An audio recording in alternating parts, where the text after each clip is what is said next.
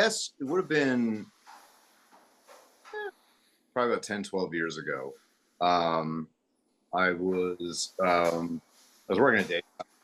I was working for Universal as an assistant editor, and I noticed that my left ear just it seemed like it didn't have like it just seemed like I didn't it didn't sound as loud. And at the time, I smoked cigarettes pretty heavily. And so I usually had my driver's side window open. And so my thought was, oh, I've just been driving to gigs, driving on the highway with in my ear. So maybe it's that. And I went and got it looked at. Um, and, they tried things for allergies and a few other things. And then wasn't a whole lot that anyone could do for it. And then cut to a bunch of years later. And this is left ear only, right? Correct, yeah. Okay, so Uh, your right ear seemed fine. right ear is normal, yeah. And then a few years later, I the hearing loss was quite a bit more pronounced, like around, let's say, maybe 4 or 5 years ago. It was a lot more pronounced, and I thought I should really get this looked at because my concern, um, unrelated, I've broken my nose a whole bunch of times, and so if my nose is going to bleed, it bleeds on the left side, and it does so pretty frequently. I've always had nosebleeds, and so it's my nose is always bleeding on the left side. My left ear doesn't work. That's the ear I have my phone on. I got the window. I'm like, wow, like did I screw something up? And so they looked at it, and I learned that I had a condition called otosclerosis, which means it's OTO sclerosis, which means are you familiar with the structure of the ear at all? Kind of vaguely. I had a eustachian tube dysfunction Mm. last year, which kind of freaked me out because I, Yeah. I suddenly was having trouble hearing out of my ear. So I Yeah. know a little bit about it, but not a lot. Okay. Yeah. I actually deal with that too. I have what's called poor eustachian tube function. So that'll factor in a little bit later in the story. Um, but so this condition called otosclerosis. So basically, you've got the eardrum, and then you have a set of three bones, a chain of three bones: the hammer, the anvil, and the stirrup. And then you have what's called the oval window. So those bones, they're attached to the eardrum. So the eardrum vibrates, those bones transmit the mechanical vibration to the oval window. The oval window then vibrates the fluid inside the chamber, the ossicular chamber, the auricle is what it's called. And that subsequently excites the cochlea, and the cochlea is what transmits the neural impulse to the brain. So my cochlea is good, my nerve is good. And the eardrum So, is so, so you just described a signal chain in one's ear. pretty much, yeah, exactly. Yeah, From microphone to processing. Yeah, exactly. right. Okay. And then so basically, uh, in my case, the last bone in the series, the stirrup, the stapes, was calcified over. It's a hereditary thing. I didn't do anything to cause it. It wasn't loud music or anything. It wasn't my profession. It was it basically a hereditary thing. Audiologist told me you did nothing wrong. And so basically what happened was that mechanical part of the chain, those three bones, essentially seized. And so that still vibrated, but much less so. And so I experienced it as a moderate hearing loss, somewhere in the 30 to 40 dB range. Um, the 30 dB below the other one. Hmm. And um, I wasn't a candidate for the surgery at the beginning. And so I just sort of came to terms with, well, I got a bum ear or whatever. And a couple of years later, I went in to have the hearing checked again. And it turned out that by that point, I was a candidate for the surgery.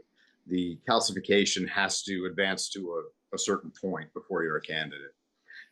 And so, in failing a hearing test, I was glad because I was now a candidate for the surgery that I would get. So the surgery itself removes the stapes, it removes the last bone, and replaces it with with an implant. It looks like a piston, kind of like a little Teflon cylinder with a titanium wire sticking out of it, but it's about a half a millimeter long. It's tiny little thing. And so I had the surgery. They removed the bone. They put in the implant, put my eardrum back in place, and I began the recovery process. Could I just jump in here? I just want to, what were your feelings pre-op about that? Were you a little scared? I mean, this is your hearing you're talking about. This isn't like just, oh, I want to hear conversation in a restaurant. I mean, this is relates to what you do. Yeah, it was. I mean, it's partly wanting to hear conversation, but but it's also it's what I do, and it's also as a musician to get outside of that for just a bit. It's this will factor later as well. Just the experience of listening to music, the experience of sound has always been something that I cherished in a way that I didn't exactly realize until all of this. So, Um, so, so was, were you worried about something happening in the surgery that maybe went sideways? I mean, like, yeah, I guess before any procedure where they're going to put you under, there's going to be some trepidation. And so, you know, uh, I had the normal kind of, I read the release forms and the things that can happen and the ways you can die and all that stuff. Um, and I mean, I had it in my head that that there could be a complication, that there's, in any surgery like this, there is always the possibility of traumatizing the nerve and losing the ear altogether. And I understood that, and I didn't want that to happen, but the potential benefit outweighed the risk to me, and so I did it, Hmm. and the surgery went well. Somewhere during the healing process, something happened due to the doctor surmises due to poor eustachian tube function. So eustachian tube equalizes the pressure behind the eardrum. It's a tube that runs from the ear into the back of the throat, and Hmm. it equalizes the pressure. And under normal circumstances, you don't have to do anything. It just, it does it on its own. In my case, I often, if I drive over a hill, if I go up an elevator, I have to and kind of pop my ear. And I've always had to do that since I was a kid. So, I've always had this poor eustachian tube function. The bugaboo here was that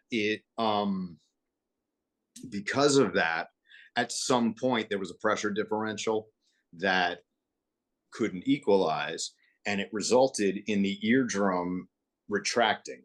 Sort of as though it'd be the position. It's the position it's in when you're on a landing plane. So you're coming from a lower pressure environment to a higher, and so your eardrums are concave that way.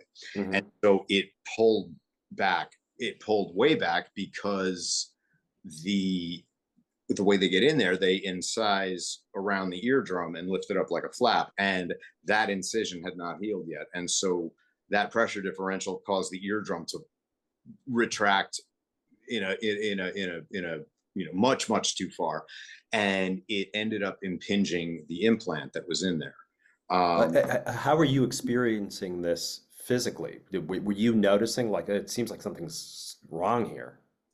um, that's a good question. Coming out of the surgery, the ear is packed, all the way from the eardrum to the pinea. It's full of this sort of dissolving dressing, essentially, and that stays in place for a few weeks, and then you start some eardrops, which slowly dissolve it over time, and then they pull the rest out at about 6 to 8 weeks. Um, Hmm. and so it was all packed, and so I didn't notice anything in particular because I couldn't hear anyway. It was packed. My voice was very loud in my head, the same way as if your ear is plugged. Um, the only thing that I noticed that was untoward in any way, outside of once they pulled it out and I couldn't really hear very well. Um, when the packing came out, I couldn't hear very well. That was alarming to me because I was like, okay, very little change. That means something. And then the doctor looked in there and she was quiet for a very long time. No, no, no, something's wrong. Oh And no. sure, what had happened was the uh, the eardrum in its retracted position Um, it's a very thin membrane. So if you imagine like a plastic shopping bag and you stick your finger in it and you put that finger into the water, it's going to and hold all the way around it. It had done that to the middle bone of that chain of three bones, the incus. It's the anvil. It's the smallest bone in the chain. I think it's the smallest bone in the body. And notoriously, structurally, it has a single blood vessel. What happened was this eardrum, it kind of sucked around it, as you know, with the pressure, and it suffocated the bone. And so the bone eroded and it broke. And when it broke, the end that had the implant attached to it fell out. Pulled the implant out, and then the way the ear naturally heals, that stuff is just extruded slowly through the eardrum. And so that's what happened. The implant was, the bone broke, the whole thing fell out. It was extruded into some earwax that got pulled out, and we never saw it again. So Oh when no. I went in for the second surgery, this happened between my pre-op appointment for my second surgery, which was to repair the eardrum. Because when she looked in initially, the implant was in place, but the eardrum was retracted. So they needed to put the eardrum in the right place again and let it heal. In between that pre-op appointment and the actual surgery, it happened. And so when they put me under, they go in there with the microscope, they open the eardrum, there's no implant. And so they repaired the eardrum, but I came out of the surgery, and that's when I learned what had happened, because I had come out of the surgery thinking like, okay, cool, like this is going to be, eardrum will be in place, and now I just like I recover, and then when we're done, you know, I hear again. It's going to be great. And then on my first follow up, they told me what had happened, and that sucked. And so that second surgery that you were going into, you didn't know what had happened to the implant. And Correct. the whole point of the second surgery was to repair the eardrum. Correct. Right. And so, and that's when you learned like, oh, that implant we completely lost. No one knows where that is anymore. That's exactly what happened. Yeah. Okay. So now, how do you feel hearing all this, learning all this? That that hit like a ton of bricks. It hit like a train. Um, because it was so far, it was just outside of the sphere of anything you know, the cone of anything that I thought could have been possible. It was just outside of that, you know. There could have been any number of things, you know, like, oh, the eardrum could need to be repaired again, or, you know, there could be blah, blah, blah. There could be any number of things. But the implant having fallen out was just not on, it wasn't on my radar. And so it really blindsided me, because like, in that moment, I had to come to terms with, oh yeah, by the way, your best case scenario, you're back where you started. But in all likelihood, because there is no connection now between the eardrum and the oval window, in all likelihood, I am actually further back than I was in terms of the level of hearing in that ear. I hear less than I did before the first surgery. Um, So after all of that, after two procedures, you're underwater in terms of where and you want to be. and I haven't even gotten into, and this isn't to kvetch, but you know, you were asked. So like, uh, I haven't even gotten into what that recovery is like. It's so much more arduous than you would expect, um, because ironically, it's because you can't do anything. Um, the eardrum has to heal, and it's a very thin membrane, very sensitive to pressure. And so like, not only I couldn't lift anything heavy, I couldn't cough, I couldn't sneeze. I had to stop a sneeze, and not like that, but I had to stop it before it started. If I couldn't stop it, I had to make sure my mouth and nose were as open as possible. So I'm sneezing like, it's like, and I only sneeze. Man, I think I sneezed twice in 8 weeks of recovery. I was going to say an open mouth sneeze must have made you a hit at parties. Oh, I, I, I wasn't going to any parties, you know, because I like, you know, like I said, it's very restrictive, and I'm an active person. And as a musician, and I know this isn't maybe the best way to do it, it's just I don't see any way around it. As a musician, what I do for a living is necessarily what I do because I love it. And with that recovery, I can't lift, I can't move gear. And then because of the poor eustachian tube function, I found that there wasn't much I could do. If I went up in an elevator, it was very painful because the pressure wouldn't equalize. And so I would feel the pressure very much more. And it felt very, it was very physical, you know, it was painful. And driving over a hill. And so what I ended up doing was staying home and staying in and not moving and not lifting and not practicing because I didn't pick up an instrument. I couldn't play upright bass. I can't even get the thing off the stand, you know, and, you know, I can't play Chapman's stick because it's a heavy piece of, you know, I can't pick it up. All my basses are heavy, you know, and so that, I mean, within, you know, but you can't lift, you can't bend down. So drop something on the floor, I have a grabber and I have to pick it up like that. You can't strain when you poop. I mean, honest to God, it's like, and so what that, how that plays out is that for me, it made me very sedentary. It made me very solitary. And that, both surgeries, both recoveries, both times kicked off a pretty significant depression, if I'm honest. Yeah. You know, that's concerning to me because my sister battles major depression. And my cousin's son is incapacitated with depression. So it runs in my family. And so I was really worried.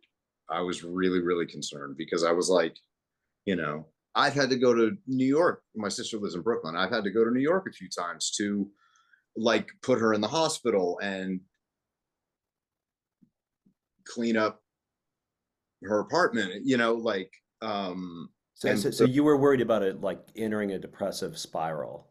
yeah, yeah, I was Really? really worried because, and this is the tip of a much deeper rabbit hole that I don't need to get into, but in my family, so, as some families are, somebody had to be okay, and it was me. I had to be okay, and so when I was looking at that, going, "Oh my God, I might not be okay," that really hit me like in the soul, and that happened twice. So that part of the recovery, it's like it's not in any of the literature. It's not something that you would really expect, or it's nothing that I expected to be, you know, to be more accurate. It's nothing I expected, but that both recoveries have gone that way. And so, you know, understanding that, you know, I have at least two more surgeries now. I'm looking at that going, Jesus, like I have to handle this next one differently because you know, I can't, it was not a side effect I was ready for, and it's not one I'm going to undergo again. So I think I can do it differently next time.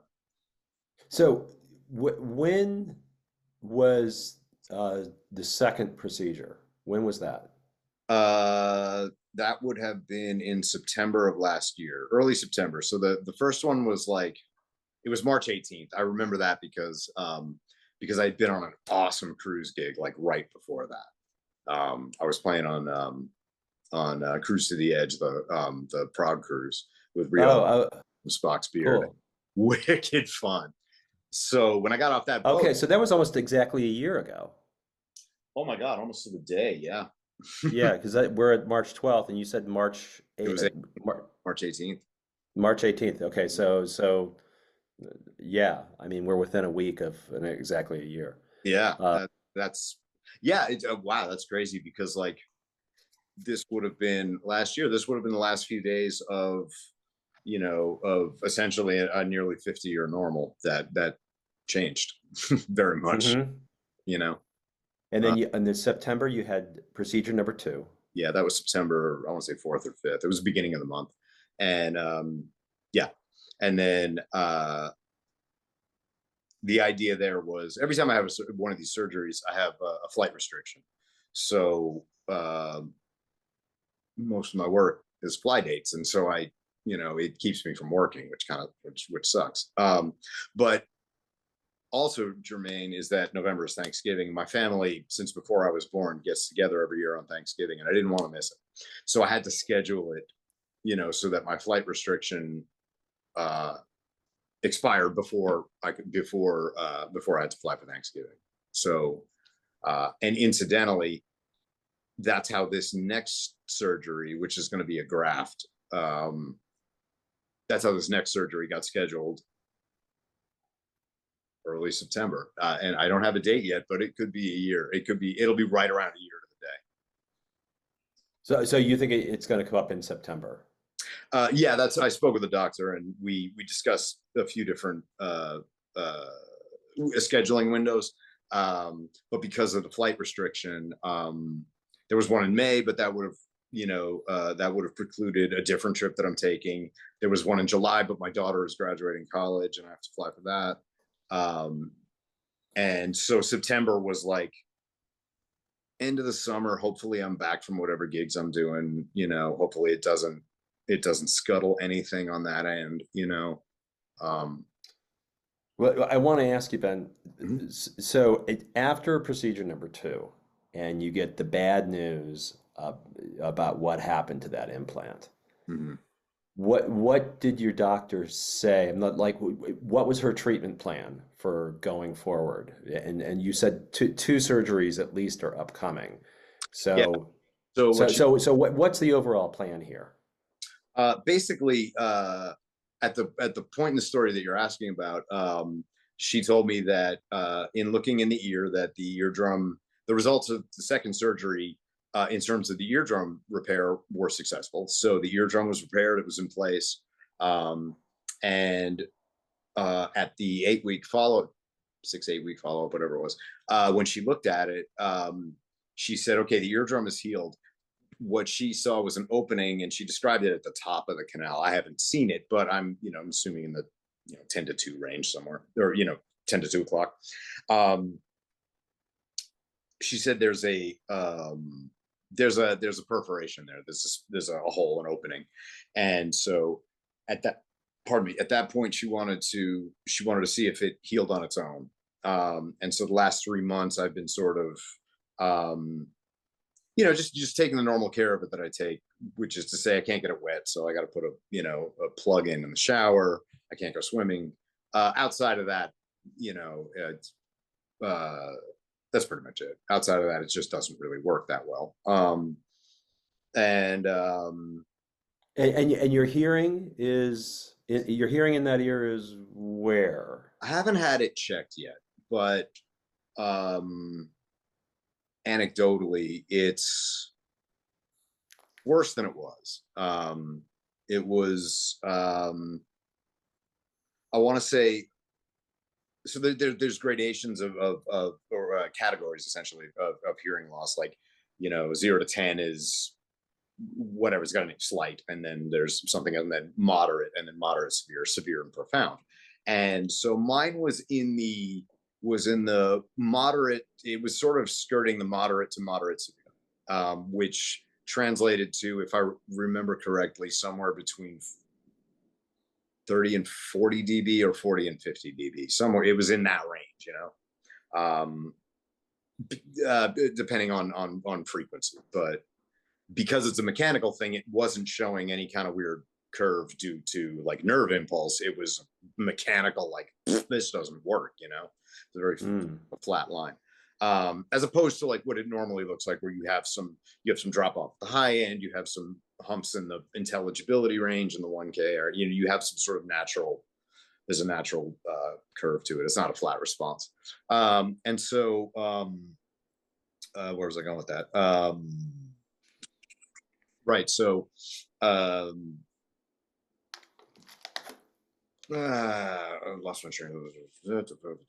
Well, we were Oh talking about yeah. the So now, treatment plan. where it's at, it's difficult to get a beat on it, because it's definitely it's the level is lower than it was, and I can't really speculate, because but it's worse than it was. I hear less in that ear than I did before. And the other thing, before the first surgery, it was a very flat kind of volume drop, in that pretty much all the frequencies were affected the same. So if I plugged one ear, it sounded normal. It just was, the volume wasn't all that high. Now, because there's no connection, and because I don't know that it has anything to do with the graft, but my thought is that the membrane can't be as, if there's a hole at the, if there's a space up at the top, like I got the eardrum like this and there's a space like this. So if I have the space at the top, this membrane can't be as tight as, and so basically the result of that is it sounds a little, at first it sounded a little bit like a telephone, like no low end, no high end, just kind of like a little more like this. And as I live with it a little bit more, I realize there's very little low end to it. So pretty much what's coming through is probably in the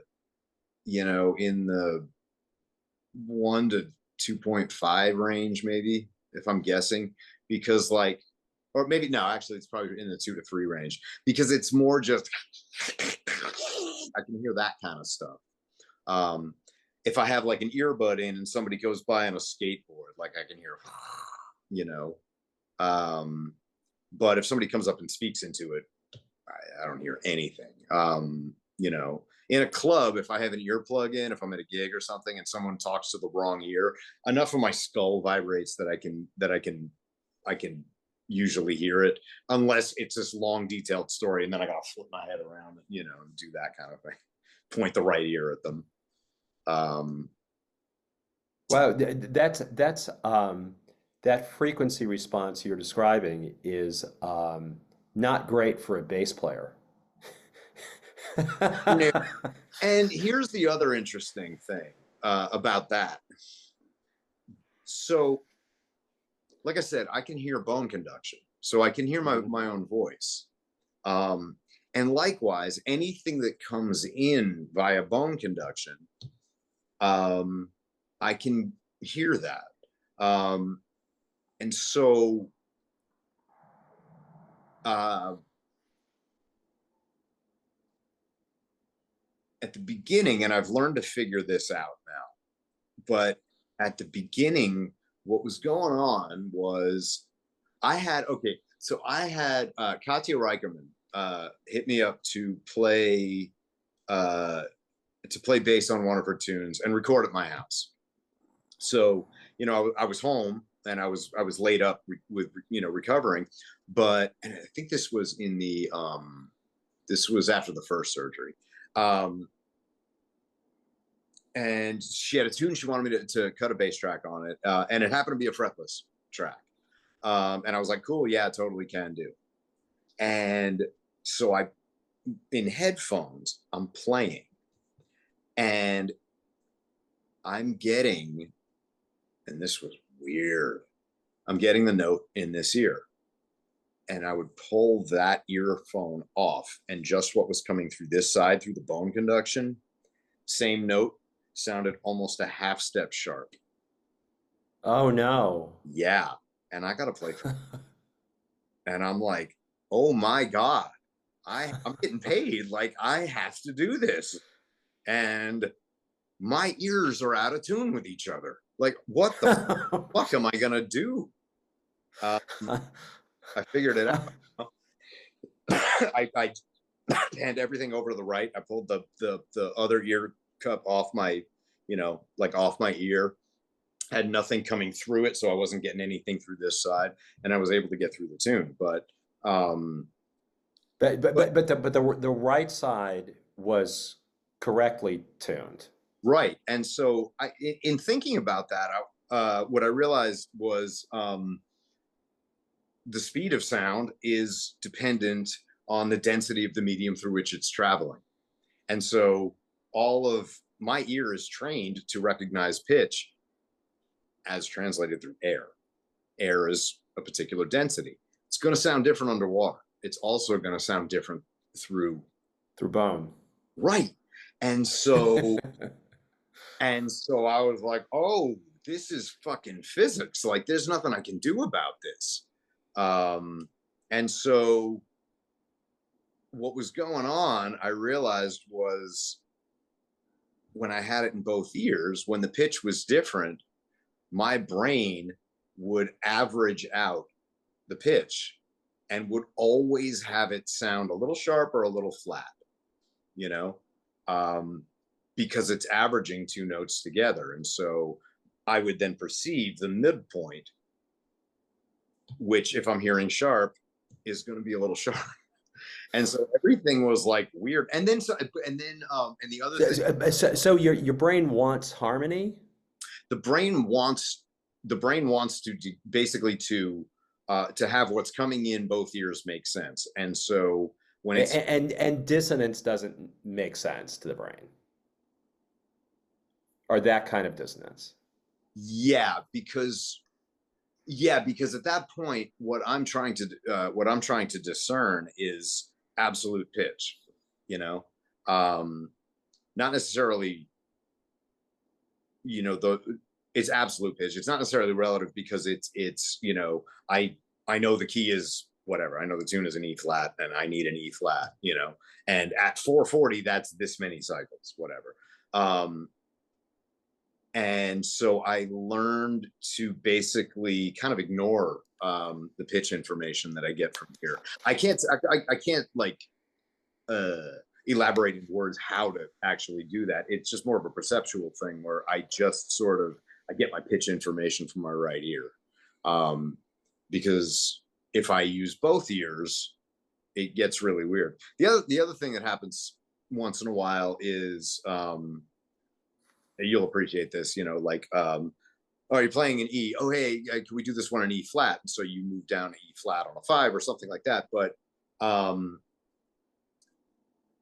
I don't always hear the difference at that register. If I'm between like an E and an E flat, it kind of sounds the same. If I jump up an octave, I can hear the difference. And then when I go back down, I can perceive it. But you mean really, really down on like the lowest notes? I mean half steps in a low register, because that's about the offset of the pitch. And so a half step in the low register, it all comes in through bone conduction. So my brain that can be really, really hard to distinguish. Yeah. And so there have been a few instances where, like, my ear is telling me one thing and I'm looking at my instrument and I'm like, no, I know the tune's in E flat. I know it's just going to sound fucking weird, and that's just what it is, you know? And then at some point I'll be able to grab a higher E flat, and then it writes itself. Then everything recalibrates. You know, God forbid I have to sing during one of those moments, but that hasn't happened yet. So okay. So you mentioned 2 upcoming surgeries. Why 2? And what are these 2 things? Okay, the first one in September is a graft. It's going to be, because of the opening at the top of the eardrum, that's not closing on its own, and so she's going to basically cut a little piece of cartilage from like the inside of my own ear, cut a little piece of cartilage and just graft it on there. And that's to close up that opening. Correct. And then and it also, I think she mentioned, it serves a structural purpose to it shores up that kind of, it kind of strengthens the whole thing. And because I've had 2 and there's going to be more surgeries, like, got to kind of strengthen that area. So that's in September.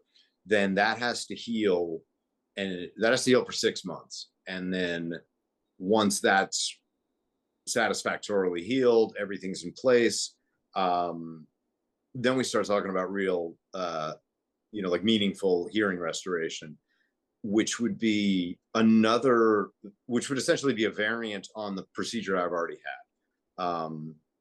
Another implant? Correct. Yeah. The first implant, the first procedure was called the stapedotomy. And the second procedure is called a malleostapedotomy. the first bone in the chain is the malleus incus stapes. The first implant attached to the incus, which, as I said, broke and went away, and now there is another implant made that will attach to the malleus. You know, after going through all this, you might be qualified to be an ENT. I mean, I know a lot about the structure of the ear.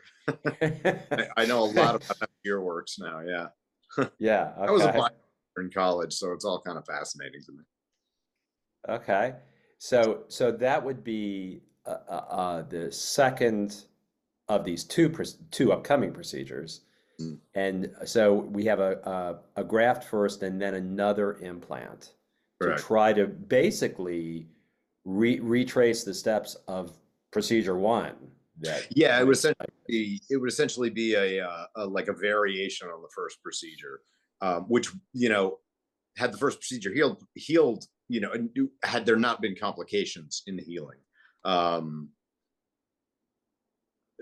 I'd be done. But also that second, the malleostapedotomy, uh, ideally will serve to achieve the end that we intended with the first procedure. Which is improved hearing. Correct. Yeah, okay. So, in terms of prognosis, my doctor is confident. She doesn't. She's as confident as she's allowed to be. No surgeon can give guarantees. But she's as confident as she's allowed to be that in time we will be able to restore at least some of the hearing. Okay.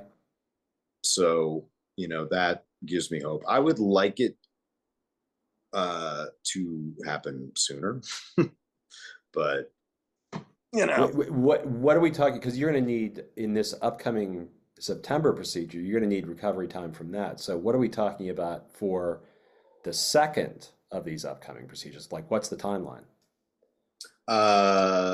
Minimum a year from now. Because we're talking about like March 2026. Yeah. Wow. Because that graft has to heal for 6 months, and that procedure isn't even for 6 months. So Right. Okay. it's at least a year. And then I expect, I'm expecting closer to a year and a half, based on there'll be the 6 months that it heals, and at that point we'll schedule the procedure, and we always have to schedule at least a couple months out because of the way surgical scheduling is done. Yes. So what are your feelings about all this? Do you have, and I don't want to ask you leading questions, but I mean, especially as a musician, this is hard stuff to go through because this is, it would be like a sculptor or a visual artist, like, well, there's something wrong with your eyes. Yeah, Uh, it's it, it hits very close to home, and I yeah, don't. as we said at the top of the call, I mean, this is what you do for a living. It Yeah. isn't just like everyone wants to be able to hear well. Mhm. This is also part and parcel of what you do in your work life. Yeah, I have my own intersection of contact. Yeah. And it hits very close to home. In the beginning, it was a little dark. It was heavy. It was very, very heavy. Um, and I'm not a religious person at all, but I found myself sort of, looking like, sort of asking of the universe, like, of all the fucking things, my ear, like, why? Like, and it just felt like it had been done to me. That obviously wasn't the case. But I did deal with some of that. I dealt with kind of wrestling with that. I couldn't really make sense of it. And I was just like, God damn it. Like, the one, like, I've not had an easy life. No, nobody has, but like, the one thing that, that I figured out that I was just naturally good at, the one thing that I chase, the one thing that I love, like that's the fucking thing you're gonna take, you know? And Yeah. I say you as an agnostic, maybe maybe would love the idea of it, but can't, you know, can't intellectually justify it in any way. So I'm non-religious. But it was a lot. It was just a lot. I had to, and it's an ongoing process. But I had to come to terms with, you know, like you said, it occurred for me like I was like a painter walking around like this, you know, like because I I could I could still hear, you know, I could still hear music out of this ear. I could still hear it in the way that I hear it in terms of being able to parse the harmony or, you know, what the parts are or, you know, what the structure is. Um, and all of the parts that I recognized in the music that I loved was still there. You know, I put on, you know, whatever it is, some kind of Zappa, whatever it is. And like all the parts, like those horn lines are still there. Those mallet lines are still there. The bass line is still the same, but there was no depth and there was no transparency. And it was just this flat, and I couldn't hear into it. And I didn't listen to music for maybe 3 or 4 days because I was just like, I couldn't, it hurt. Not physically. It was just this thing that I love so much that is so ingrained in my soul and so much a part of my life. And all of what makes it beautiful is rubbed off, all of it. It's just sound that's organized in a way that I know how to interpret. But all of the all of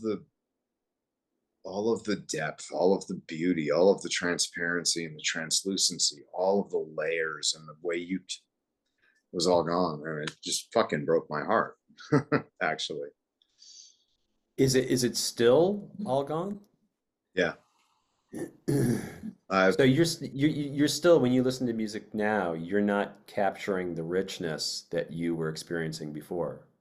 I think my brain infers it because I can enjoy music, but I think there's some inference going on. You know, I think my brain is creating not new sections, but my brain is creating the illusion of depth in the way that, So you know, in the way that somebody who only has one eye can still get around. You know, your brain sort of creates the illusion of depth. yeah, so it's kind of like your brain is saying, well, let's help Ben out here because he has an injured ear and he's not hearing some things, and so let's help him out and Just some create to this some degree. richness. I think it's yeah, I think it's just I think it's you know, it's the brain the brain the only access the brain has to the outside world is our senses, you know. It's kind of an organism unto itself, not unto itself, it's us, but you know, but the only access that it has to the outside world is through our own senses. And it codifies all of this input in a way that allows us to then recognize it. And so like, you know, because I've trained my ear, I know what a C major sounds like, you know. Whereas to somebody who hadn't trained their ear, that would be a musical sound, but they wouldn't be able to say, "Oh, that's C major," you know. And so I've trained my brain to experience music that way, and my brain is now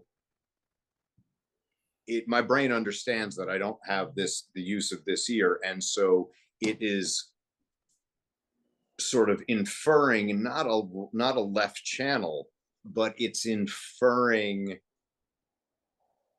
things like the distance information, the depth information. It's sort of inferring that because that's how it knows music to sound. And so if I listen to something that I've already heard, it can recreate that. You know, I'm not hearing stuff on the left side, but it doesn't sound as flat. When I listen to something brand new, sometimes it sounds very flat, like because I'm trying to figure out what it is, you know, because I've never experienced it in that way. And my brain is trying to give it some sort of, you know, some sort of like artificial depth. You know what I mean? Yeah. in the way that it's learned to do. Again, I don't have words for that.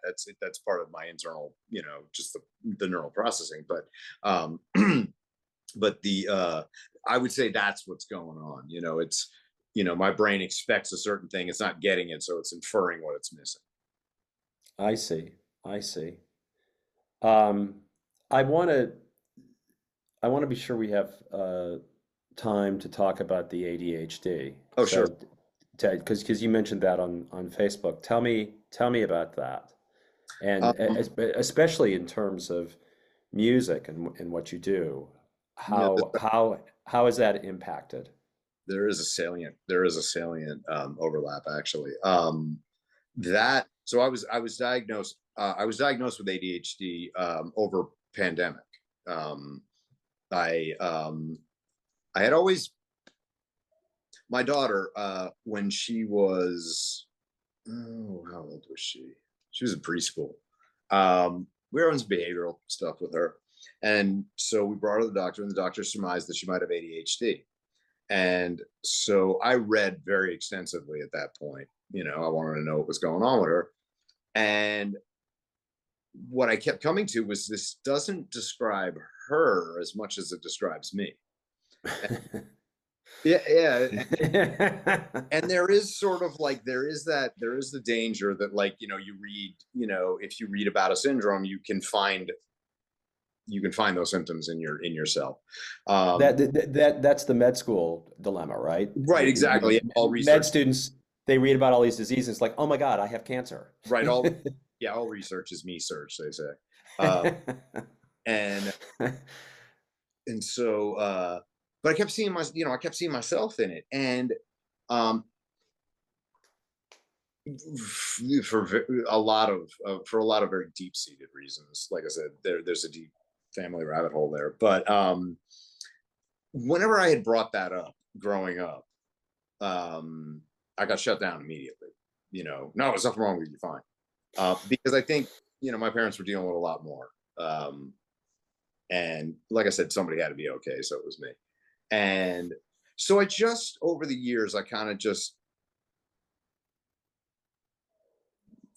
if you want something with a little pathos, I come from an educated family. I come from a very scientific family. Um, very intelligent people in my family, and my sister and I were in gifted programs growing up and all of that. And in high school, I struggled. I did fine. I did fine. I got a 3.5. I was fine, but I struggled with trying to do the work, and I struggled with staying focused, and I struggled with staying organized. And we just kind of assumed, like, yeah, it's because you're a headbanger, you're a teenager, you're a pot smoker, like, yeah, whatever. Um, and so they kept saying, like, yeah, you don't apply yourself, you don't live up to your potential. My sister graduated 10th in her class, and she has a master's, and she went Ivy League, and so I started to surmise that you have so much potential that you're not living up to. You need to apply yourself. I just figured that was when they had two kids from the same family and one was smarter. That's what they told the dumb one. So yeah, I figured that's what that was. And I knew I wasn't stupid, but I didn't really, I figured that's what you tell the dumb one. And and as that overlaps with music, ADHD comes uh with some emotional dysregulation, um that in me, even to this day, it manifests as anger. Usually it manifests as, like, at meltdowns. Something gets thrown, something gets broken, obviously, like, I'm an adult, um but this emotional dysregulation is something I've always dealt with. So, And so, so it's reactivity to things. yeah, it's that emotions, when they happen, they don't really have as much of a volume control. It's like, I don't, you know, if I'm going to get annoyed at something, you know, it's a very quick, it's quick, it's a quick distance between like everything's fine and I'm fully enraged, and then it's just as quick to go away. um So your pots need work. yeah, emotions hit hard, fast, and loud, and they're hard to control. They can be. Yeah. And as this relates to music, I always wanted to play bass, and when I finally got bass, every time I played a G, I got a G. It never yelled at me. It never freaked out. It never told me I fucked up. It never told me I was supposed to be doing something else. It just went, boom, gave me a G every time. And it was probably the most stable thing I had, because I could,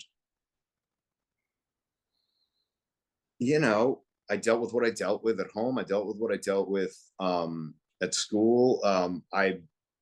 You've met me in person. I'm not a large person. I'm a small dude, and I got bullied, you know, but I got bullied. I got beat up. I grew up in New England, so it's what happens, you know. And but playing bass, even more so than guitar, I could speak with it, and more importantly, nobody could tell me I was wrong, and nobody could tell me that I could have said it better, and nobody could tell me how to do it differently. It was something that I loved, and I was naturally good at it, and it was predictable in a way that humans weren't, if that made sense. Mm-hmm. And that, once I realized, once I got the positive ADHD diagnosis, sort of redid a lot of the reading that I had done, from somebody who is now almost 20 years older than he was when he first did the reading, and able to see, having developed as a human 20 further years, like I was able to kind of, where was I going with that? It shed a lot of light on a lot of shit that I kind of went through, growing up, and it had me. It's been sort of integral. I also started therapy, talk therapy, January 21. So a little over 3 years ago, I guess. And that was soon after I had gotten the diagnosis, and I was trying to kind of come to terms with it. And the combination of knowing that, I have a legitimate neurodivergence that can be, that, responds to medication, responds beautifully, actually. What was the medication? Adderall. Adderall. Okay. Yeah. And you want a funny detail about that?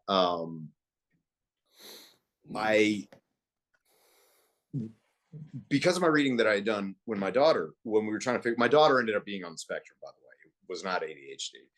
And we got that sorted. But in doing that research, one of the things that I learned was that there is a positive diagnostic criterion of ADHD is a kind of a light switch response to a stimulant medication like Ritalin or Adderall.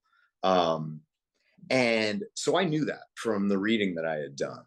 And over pandemic, this is how I ended up even seeing a doctor in the first place. Over pandemic, I was dating somebody, and we had a lot of fun. We kind of had a lot of sex and did some drugs, and we had fun. Mm-hmm. She brought Adderall over to the house one day, and I'm like, cool, yeah, let's try some Adderall. Like, I've tried it. And I tried it, and I was like, I don't feel anything in particular, but I've never been able to think this clearly in my life. Wow. And I was like, that is a light switch response to a stimulant medication. I have ADHD. So I spoke with a doctor, and And it, I got a prescription, and we dialed it in for my weight and case and everything. Um, and it was a game changer. how, if at all, do you think this has impacted your musicianship? Oh my God, immensely. Really, how? I realized I had a neurodivergence. I wasn't the stupid one. And so if I could look back at myself and go like, wait, I'm not the stupid one. I'm actually, as bright as they said. Maybe some of the other things that I thought about myself aren't true as well. Maybe like the fact that, maybe the fact that I'm good at playing music isn't just some sort of extended teenage rebellion against going to college. Maybe it's like the reality. Maybe I actually am the artist that everybody in my family knows me to be. Maybe I am actually that artist.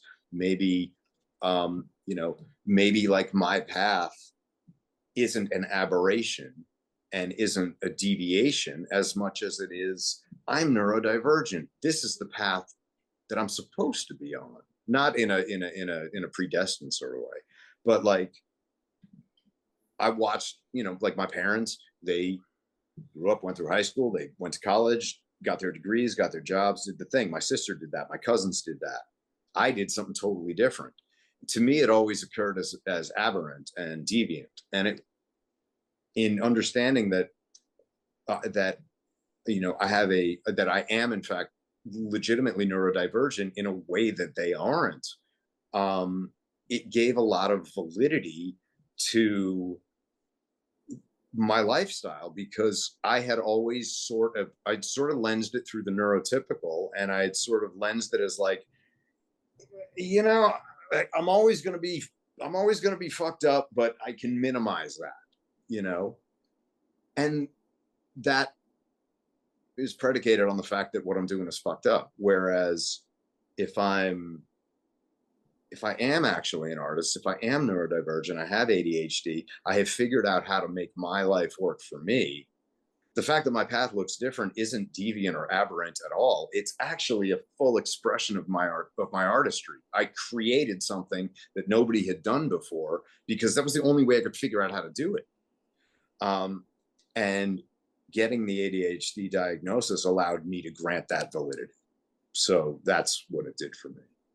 That's really cool. I mean, I think listening to you, I think a lot of musicians actually feel that in some way what they're doing is aberrant because it's not the typical, you know, It's what we've been told our whole lives.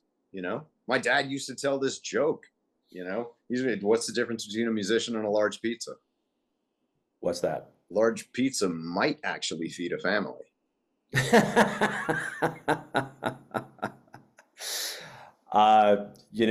John Lennon's Aunt Mimi said, "Look, a guitar is a fine thing for fun, but it's never going to make you a living." Exactly. And that's the thing. That's the thing. That's the thing that I was able to give credence to. Once I started to be able to, give credence to myself and give myself the same credit as I gave other people, I saw that my whole life, everybody told me, yeah, it's great that you play, but you can't make a living playing music.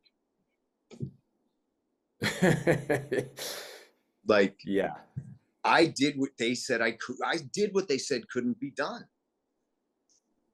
And I never saw that until I was able to sort of believe in myself a little bit. And I didn't believe in myself until I had something that told me that I wasn't stupid, that I was just different. Right. Right. That's really cool. Yeah. That's a very, very cool realization to have. Yeah, it was. And that's probably the most concise I've ever said it. And as I'm listening back, I'm like, I'm like that. Yeah, also